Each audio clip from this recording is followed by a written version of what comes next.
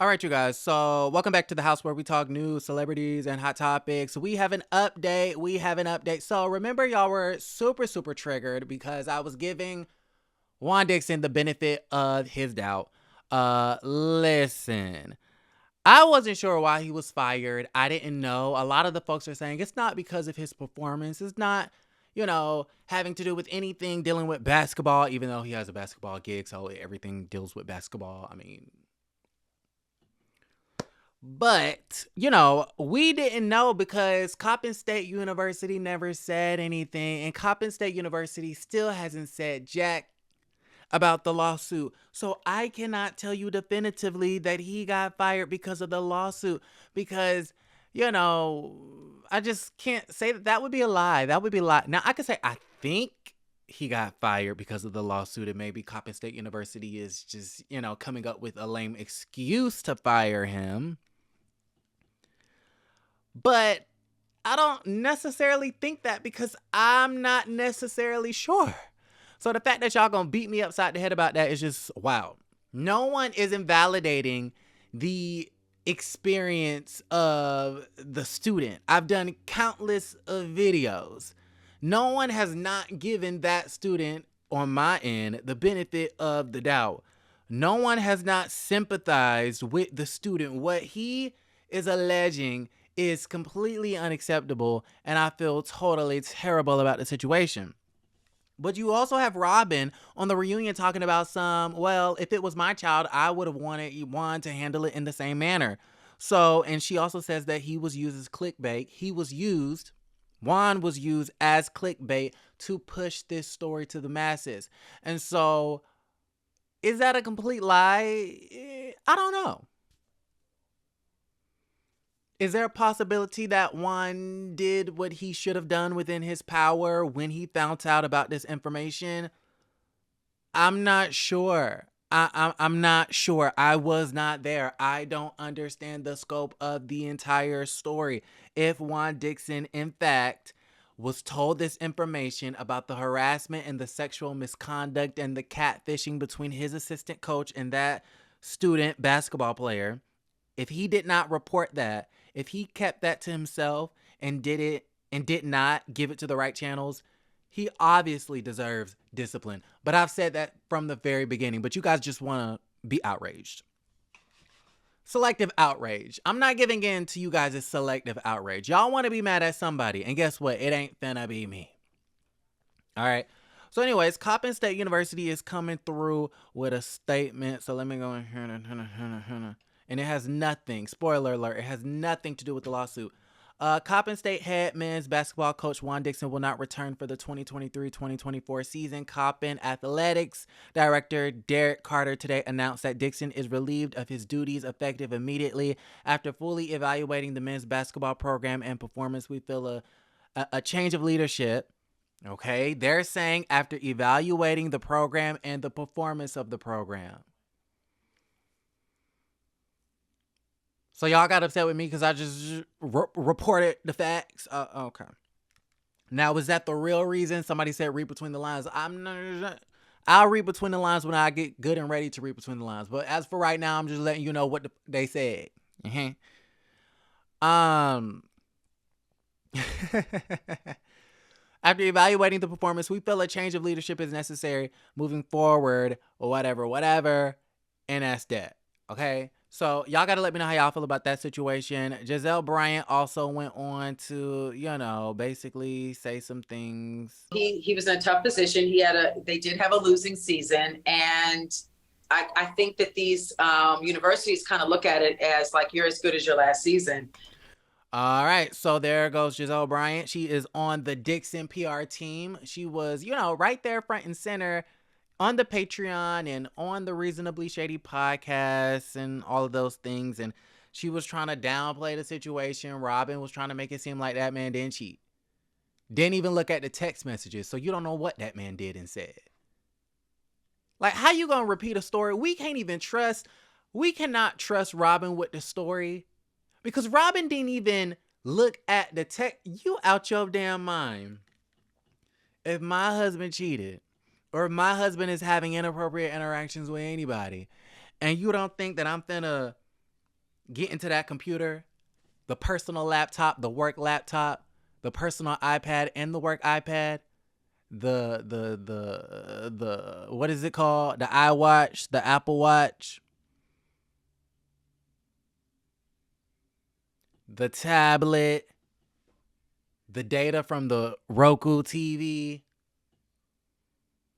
You don't think I'm looking in every device, the Instagram DMs, the Facebook DMs, the TikTok DMs?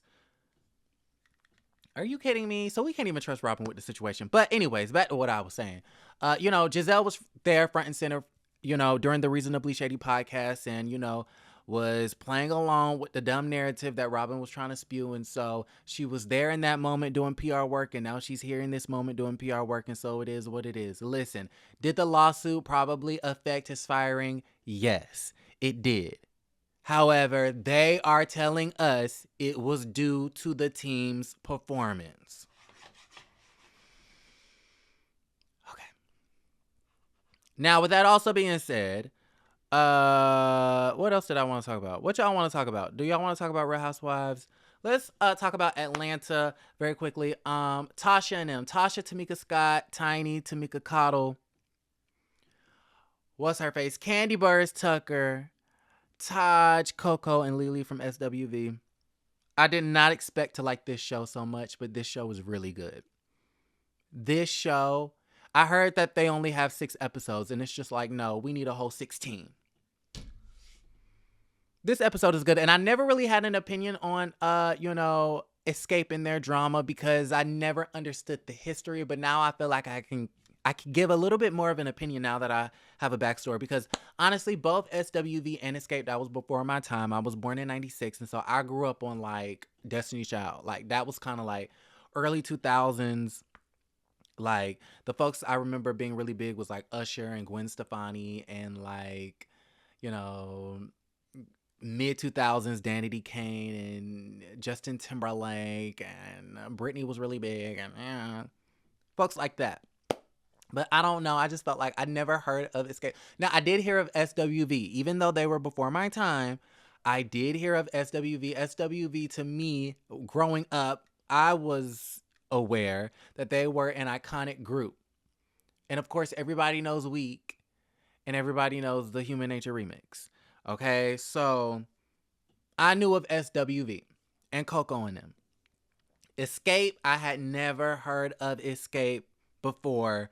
Was it 2009, Real Housewives of Atlanta, season 2, when Kandi said she was a part of a music group called Escape. I said to myself, I never knew. Now, I did know the song Who Can I Run To, but I never knew that was them. Never. Ever. I ain't never heard of Just Kicking It or Understanding. Maybe, I think the only 2 songs was Understanding and, Who Can I Run To. But the other stuff, no, I ain't never heard of that. Okay, You're My Little Secret and all that, yeah, no.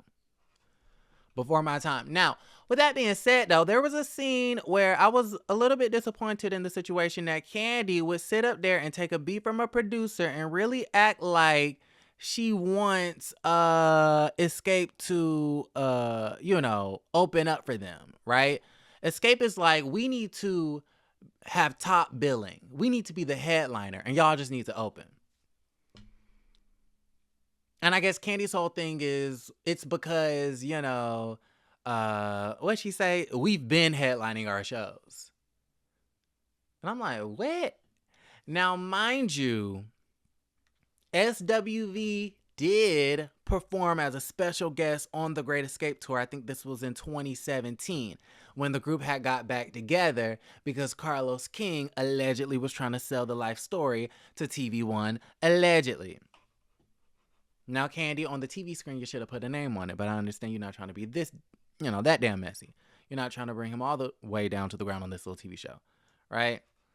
With that being said, SWV, during that tour, SWV did have a special guest. They did do special guest spots opening up for them on a couple of dates.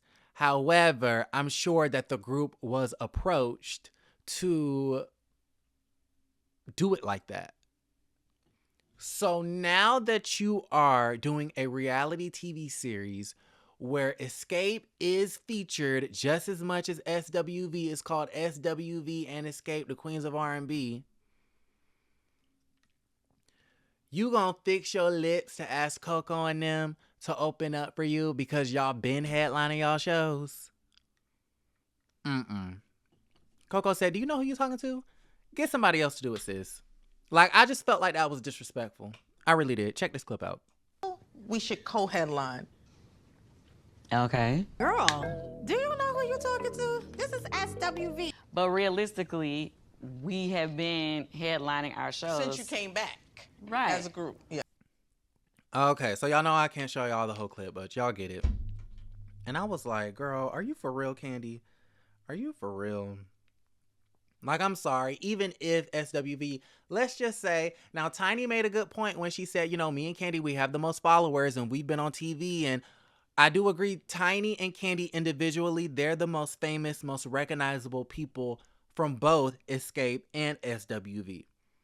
Escape is more relevant in that sense.